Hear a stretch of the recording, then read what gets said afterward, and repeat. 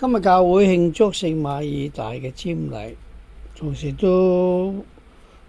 佢嘅妹妹瑪利亞啦，佢嘅哥哥拉匝祿啦，三人喺呢個耶穌嘅心目中呢，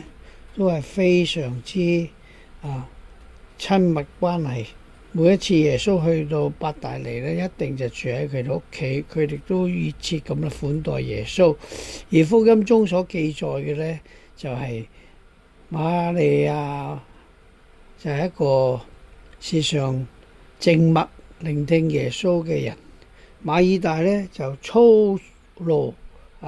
非常之熱誠款待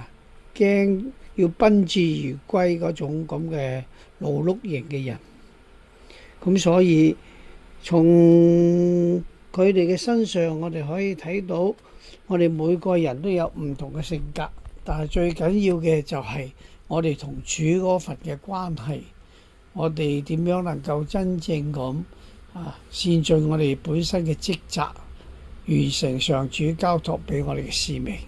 所以紀念佢嘅瞻禮嘅時候，都讓我哋謹記耶穌所講嘅說話，而努力喺生活中去實踐。